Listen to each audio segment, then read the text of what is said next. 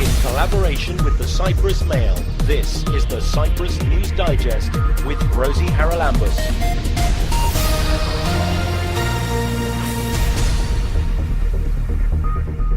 And coming up on today's programme, Wilde Conversations in Nicosia. Watching the work of Oscar Wilde and the richness of his words. Really, that is what we're celebrating. An upcoming forum on energy cooperation with the Visegrad countries. Actually, the main purpose of the event is to investigate the potentials of cooperation and find out ways how the two regions can cooperate. Global Entrepreneurship Week kicks off in Cyprus on Monday. If you go to Silicon Valley today to apply for a fund, the first question they ask you is how many times have you failed? If you say 0, they send you home and they tell you come back when you fail enough. We'll discuss the policies of the European Union and the Republic of Cyprus on Syrian refugees. Syrian refugees in Europe, they still lack effective protection, and they still need protection because the conflict in Syria is evolving. And hear from a photojournalist who has documented the conflict in Syria.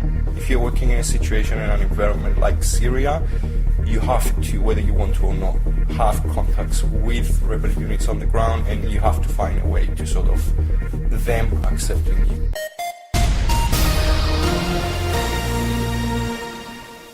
Last night was the opening night of Wilde Conversations, and let me just tell you that that's spelt W-I-L-D-E. We're talking here of Oscar Wilde and 4 actors performing what the flyer says are 4 Oscar Wilde delights. The director and producer and one of the protagonists is Achilleas Zavallis. So Andreas, tell me a little bit about why you wanted to do Wilde Conversations. He's got to be one of the wittiest playwrights Britain has produced. That's the answer. He is a literary genius. Anybody who loves literature has got to adore this man's writing, be it comedy, be it drama, be it poetry, be it philosophy. And I do say philosophy, it's almost social philosophy, what we get from Oscar Wilde. And a lot of it is because of the elegance in his choice of words. And some of it is written just so that it sounds elegant or funny. But some of it is truly, truly deep philosophy that really stands today. Written in 1890, but really 2014, it couldn't be more apt. Most of his beliefs and aphorisms and philosophy. And so I was really interested in doing a night where we get snippets from the best of his moments in his writings. Which means you must have gone through his writings. How did you decide which 4 to select? It would have been brilliant if it were a more complete selection from poetry and prose as well. But this is from his stage works, and he only has 5 plays, Oscar Wilde, the 4 comedies, Importance of Being Earnest, An Ideal Husband, A Woman of No Importance, and Lady Windermere's Fan, and of course Salome, which he wrote in French, and this was translated in English. Now we're doing 4 of these, we're not doing anything from Lady Windermere's Fan. Why did you leave her out? Well, look, it was everything was so, all the scenes that we had chosen that would be possible to use only 4 actors in, were all so delicious, dare I say. But we really had to make some effort to cut, otherwise it would have been a 3-hour evening. So this is only 1 hour and 20 minutes, and because of the nature of the evening, I didn't want it to be longer, because it's got to do with a night out with aesthetics. It's a celebration of the author, but he called himself the professor of aesthetics. This is why I've chosen an art centre to do this. It's a gallery where we normally see works of art. So, I mean, then you've got another logistical problem, I take it, in terms of where you seat the audience and acoustics and things like that. So how did you solve those problems? Exactly. Well, the seating, it is 1 row all round. So it is We're doing it in both floors, so we start the first part before the interval, we're on the ground floor, and then after the interval we go on the first floor. In both cases, there is one row of spectators all around the actors. Now, in terms of acoustics, there is a bit of a problem, which on many occasions it's actually used as a sound effect, and we're turning it towards our advantage. In that sense, it is experimental. It's not a theatre set. There is no set. There are no costumes. It's 4 actors changing roles, but not changing costumes and sets. OK, and it is, as you say, an evening out, because the ticket includes a glass of wine, so I'm presuming your audience is sitting around, glass of wine in hand, watching the action. Watching the action, watching the work of Oscar Wilde and the richness of his words. Really, that is what we're celebrating. How long is it going to run for? It's running for 2 weeks. We perform every night at 8:30, except Monday and Tuesday, until the 11th of May. And on Sunday, we've got an extra afternoon show at 6:30. And this is at the Point Centre for Contemporary Art. Where do people get their tickets? The tickets are at the door, but people can reserve either via email at alpha, that's ALPHA, at alphasquare.com.cy, or by telephone on number 7000 1140. Well, there we are. That's Wilde Conversations, and it started last night, got rave reviews. It's continuing right the way through until the 11th of May. Don't miss it. Online and as a podcast, this is the Cyprus News Digest with Rosie Haralambous.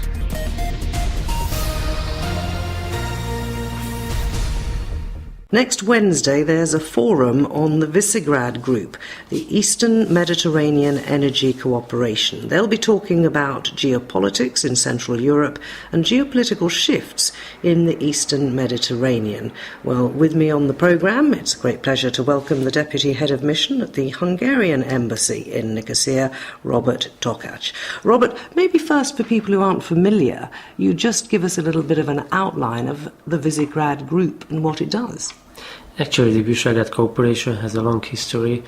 In 1335, the 3 kings of the region met and they decided on cooperating with each other. And this cooperation was revitalized in 1990. And now 4 countries are part of this cooperation: Hungary, Poland, Slovakia, and the Czech Republic. And these countries have embassies in Nicosia. So the Visegrad cooperation has a strong representation in Cyprus.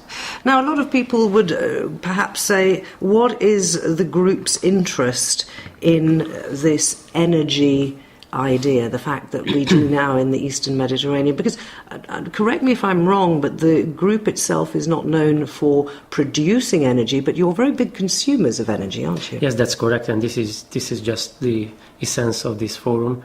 As these countries are pretty much dependent on gas input from limited resources, and for years diversification has been on the agenda, and it enjoys priority in the energy policy of these countries. And above the diversification, policymakers recognize that integration is also a way to reach energy security and increase energy security. So quite many interconnectors are built or are being built between these countries, which enables these countries to deliver gas to each other.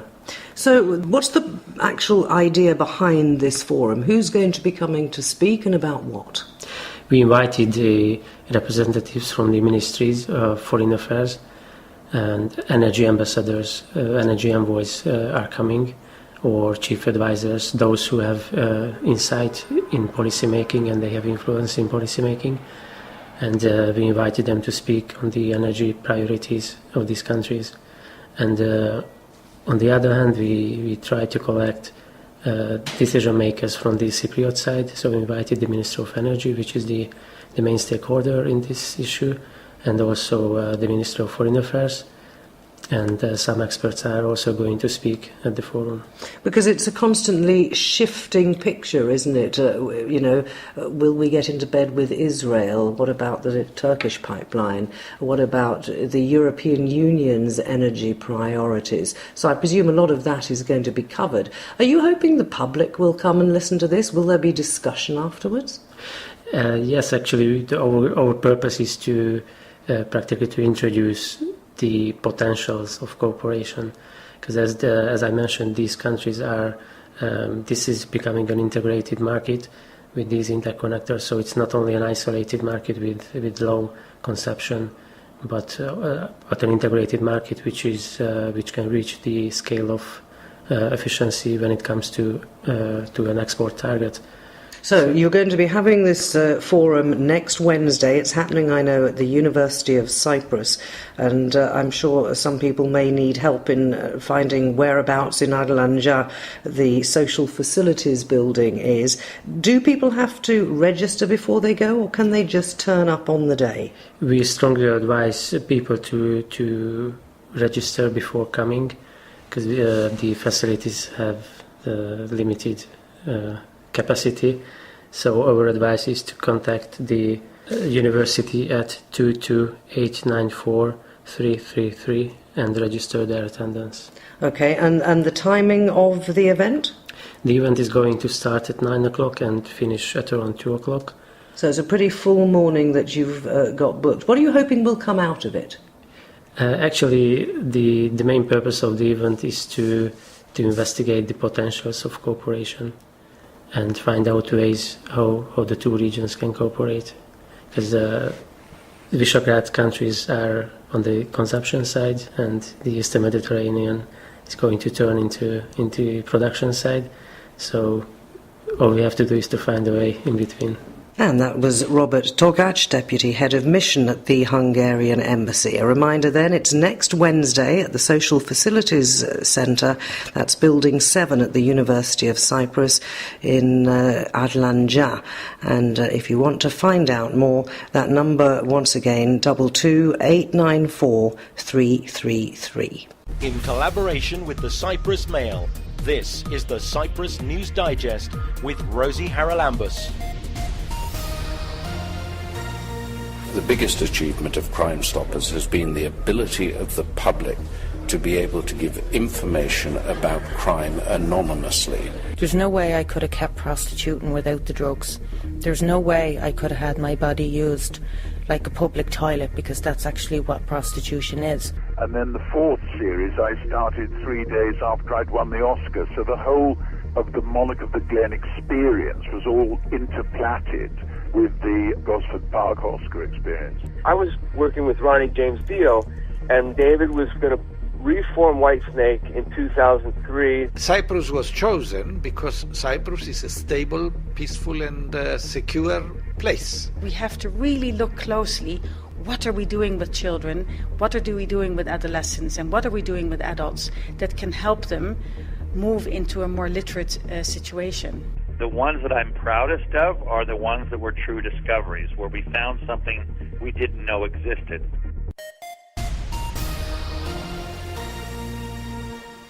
At the Palace Theatre in Old Nicosia on Monday, you've got the chance to join the Global Entrepreneurship Week Cyprus kick-off event. What is it? Well, to tell me, from the strategic partner CETA is Christos Christou, who's their head of innovation and idea development. Christos, we've had other startup weeks and so on in Cyprus before. What's different about this one? Global Entrepreneurship Week is the world's largest celebration of the innovators and job creators, and we want to create these events for the Cypriot youth, and there will be 4 events during the year where young people and young entrepreneurs can bring their ideas, and with the help of professionals will be able to take it to the next step and turning into a startup company, hopefully. only young entrepreneurs? In this current economic climate, there must be quite a few ageing entrepreneurs whose businesses have gone bust. Young in spirit, because they say that you can always become an entrepreneur. I mean, there are 50-year-olds and 55-year-olds that have come up with the international known companies now, like the Amazon and Greg's List. Those people were in their 40s and 50s. So people who have the spirit and the energy to start a new company. But the bottom line actually is that this, I presume you're hoping, is going to help to make a dent in the current unemployment that we've got in Cyprus, and indeed to give the young unemployed something to aim for. Exactly, this is what it is. It's not only creating jobs, it's to change the culture, it's to become more risk takers, is to accept a failure, because you have to fail in order to succeed. And this is something that it takes time, and hopefully this is a start. There is a lot of going on about the startup ecosystem and the innovation ecosystem that is currently a buzzword in the world and is now in Cyprus as well. And this is what we want to do. We want CETA to be in the center of the innovation ecosystem that is being created now in Cyprus. Interesting that you say in order to succeed you must learn to deal with failure. That goes, I would think, very much against the way we bring our kids up here in Cyprus. They're not used to failure. They are cushioned from the moment they go to school and nurtured to be successful, and which undercuts the entrepreneurial spirit somewhat, doesn't it? If you go to Silicon Valley today to apply for a fund, the first question they ask you is how many times have you failed? If you say 0, they send you home and they tell you come back when you fail enough. Because through your failures, you learn how to avoid the obstacles and to create successful business. How has that message gone down with young people going to these sort of events? Have you spoken to them? Because they probably think you're crazy. This is a new message that we're trying to pass now, that it's all right to fail, so, as long as you learn something from it. That's the most important thing, isn't it? Learning from your experience. Exactly. So tell us a little bit about how this event on Monday is going to run. And I think people can still sign up. Do they have to sign up or can they just turn up? No, they can sign up and they can go to actually Facebook and they can type Global Entrepreneurship Week Cyprus Kickoff event and they will find the event and they can join there. And also there is a website where you can register. And at the event, we will have a main speaker from Netherlands that will speak about entrepreneurship and startups and all these kind of interesting things. And then we will have a person from CETA who is going to talk about CETA and what he's planning to do. It's under the auspices of Mr. Yorkakis, the Nicosia mayor, and he will speak as well and give us his vision about entrepreneurship. And also we will have 4 or 5 new entrepreneurs in their early 20s where they will talk to us about their experiences in the last few years and how they managed to start their own businesses and get funds from Cyprus and from abroad. I'm assuming this is all happening in Greek, yes?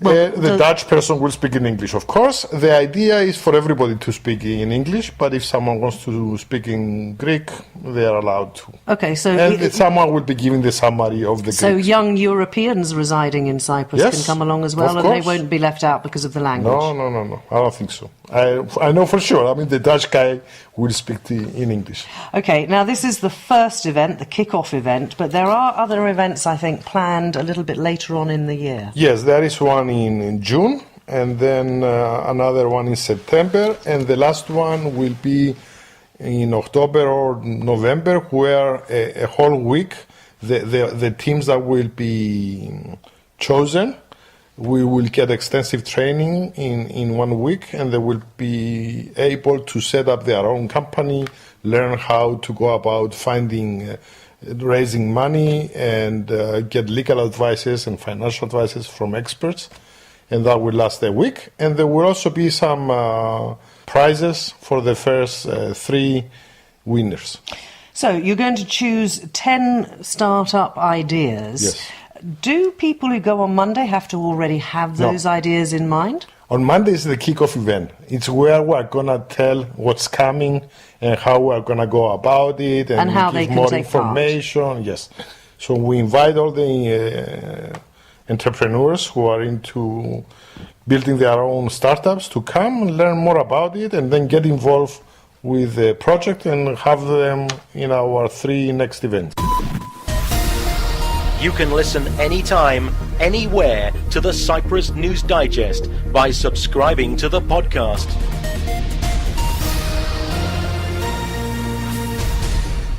A conference on the crisis in Syria and the policies of the European Union and Cyprus on Syrian refugees was held in Nicosia yesterday. One of the speakers was Julia Zensvenska. She's Senior Legal Officer of ECRE, that is the European Council on Refugees and Exiles. She joins us now. Julia, good evening, and you were speaking, I think, specifically at the conference about civil society's contribution in this field. Yes, indeed, I was speaking about the civil society contributions because the situation that Syrian refugees are facing in Europe is quite complicated, and the Syrian refugees in Europe, they still lack effective protection, and they still need protection because the conflict in Syria is evolving, and the civil society at the moment advocates for improving protection to Syrian refugees. For example, 100 NGOs are running a campaign on helping Syrian refugees in Europe, and this campaign is run by us, ECRE, and we are advocating for the member states to provide safe and legal ways of traveling to Europe to access European territories and access fair and official asylum procedures, and to be able to live in Europe in a dignified way, and to be able to receive adequate reception. And also we are advocating for Europe continue not to return Syrians to Syria or the neighboring countries. But that's something that I know is received a lot of publicity here in Cyprus, because we have actually put into our detention centres large numbers of Syrians, and of course it's totally illegal, I think, by European regulations to deport Syrians, obviously, back to Syria because of the conflict that's ongoing there. Is this a European-wide problem? We tend to think that because we're so close and possibly the first stop from the Middle East into Europe, that we're a little bit stricter than other European countries. Well, the practices in Europe, they're quite divergent, and we have negative and positive practices, and you're absolutely correct that it's completely illegal to return Syrians back, and like almost all the European countries, they have moratoriums on returns, but like, of course, there is some worrying information from Greece and Bulgaria, specifically on the pushbacks.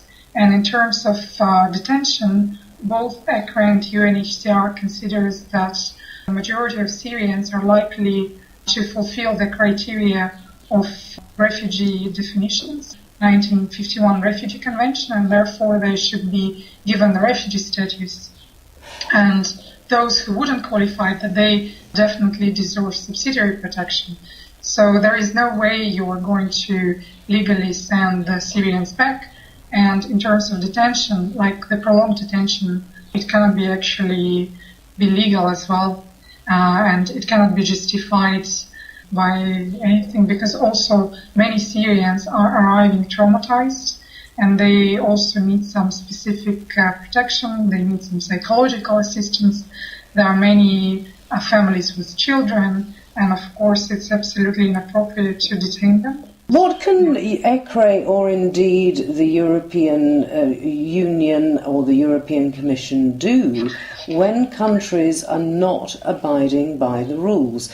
Because it seems to me, again, I'm talking only about my experience of what we read in Cyprus, it does seem that there is almost impunity for the government agencies that are breaking the rules.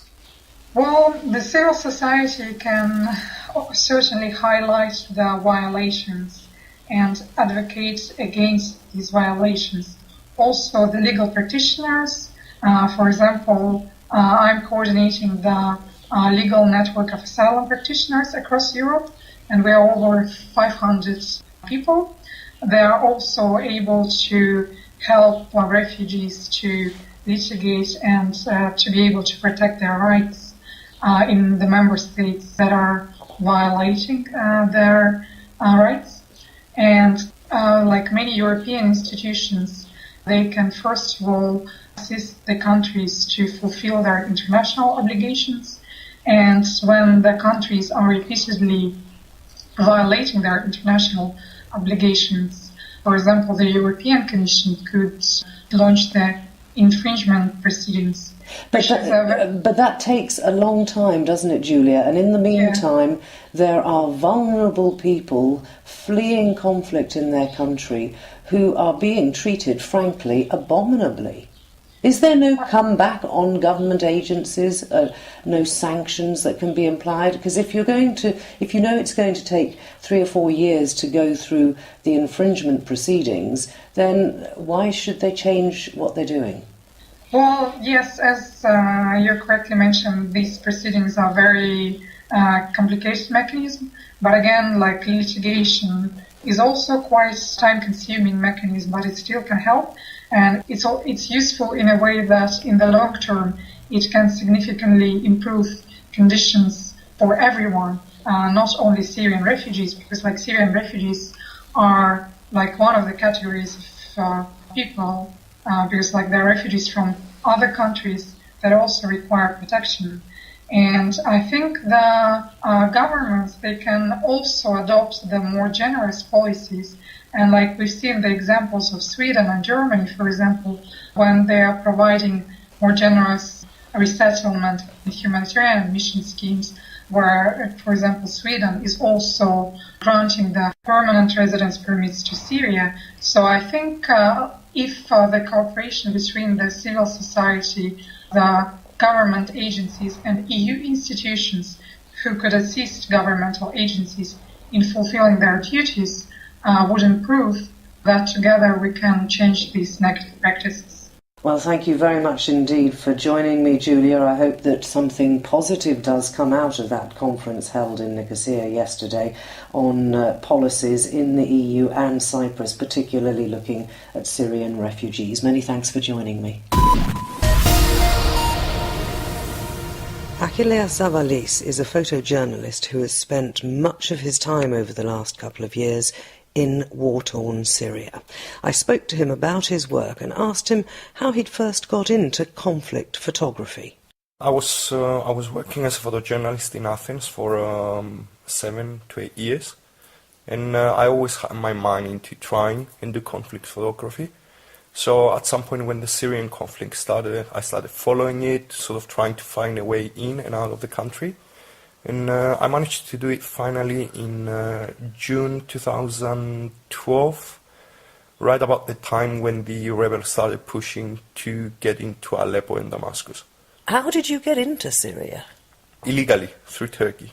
It took me a couple of months to find the right contacts that put me in touch with people who could cross me illegally from Turkey into Syria.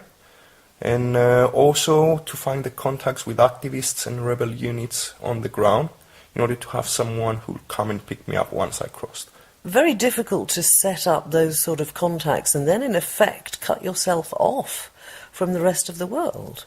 Sort of. What surprised me is that it took me almost 2 months to organize the whole thing, and then it took me literally 3 minutes to cross into Syria. And suddenly the kid that was helping me with my equipment suddenly turns around and he's like, "Welcome to Syria." And to be quite honest, I was shocked.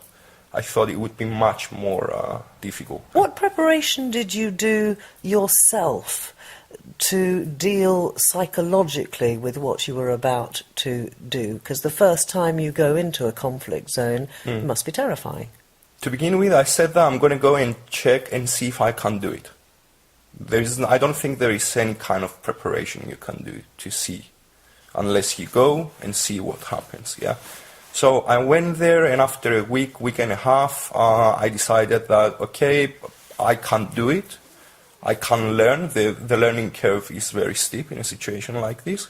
So once I saw that I can function within a chaotic situation, I decided to stay for as long as I can. And where did you stay? Because I think you made quite good friends with various units who then, in a sense, accepted you. And I'm assuming that you need to be able to achieve that to get good photographs. Whether you want to or not, with the way conflict has changed during the last 10 years, and especially if you're working unembedded and outside the concept of the regular army, let's say, like journalists were doing in Afghanistan and Iraq. If you're working in a situation in an environment like Syria, you have to, whether you want to or not, have contacts with rebel units on the ground, and you have to find a way to sort of them accepting you. How did you get them to accept you? I think just by being there, and especially back then, because not a lot of journalists were going inside, everyone was happy that I was there. It was shocking for me, because we used to walk down the street and then you would have kids and old people coming and literally thanking me for being there. The situation changed since then, but back then it was you still felt welcome. And now? Now it's more tricky. It depends on the area you're visiting. It depends with which group you are. But now you have to be aware of different dynamics within the country. Before it was just the rebels and the government side. Now you've got the rebels. You've got trafficker groups that, for obvious reasons, they don't want a lot of journalists coming in and out and snooping around. You've got hardcore Islamists affiliated with Al-Qaeda. You've got the government side, and even within the government side, you've got different groups and subgroups. So it's lots of moving parts that you have to keep in mind while you're working there.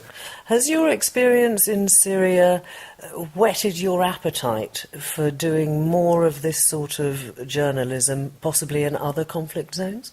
Yes. I'm interested in what's happening within a conflict situation. Not so much the actual fighting. I'm geared more towards what's happening to the civilian population of a country once a conflict starts. And what conclusions have you come to from the work in Syria? I mean, how are the civilians affected?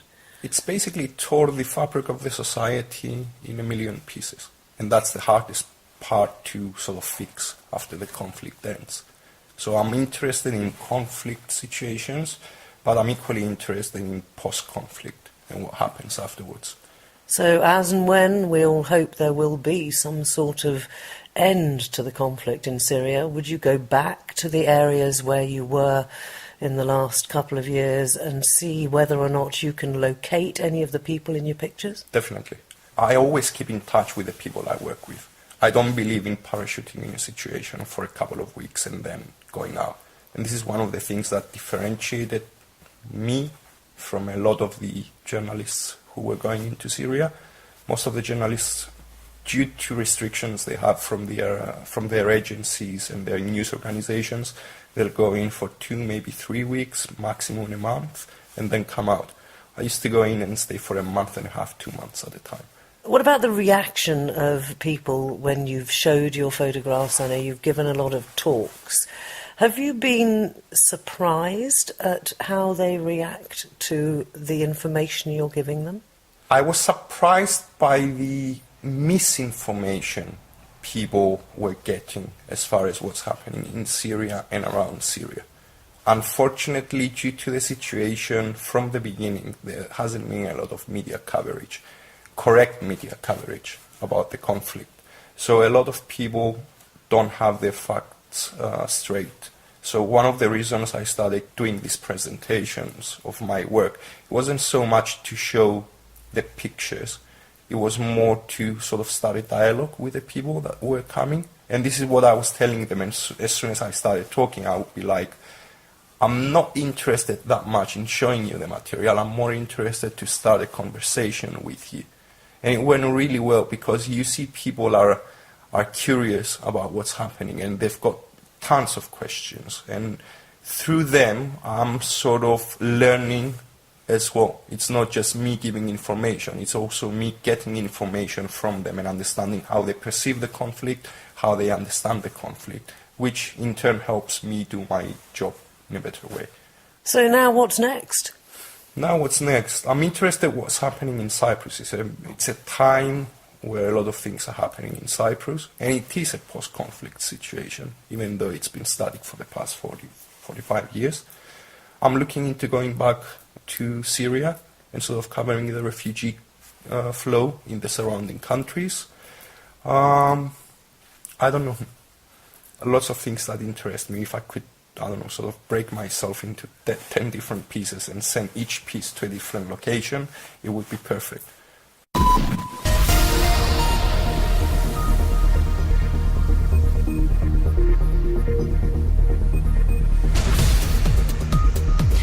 Well, that about wraps up this edition of the Cyprus News Digest. Many thanks for your company. Hope you'll join me next week. Till we meet again, take care and God bless. Bye-bye now.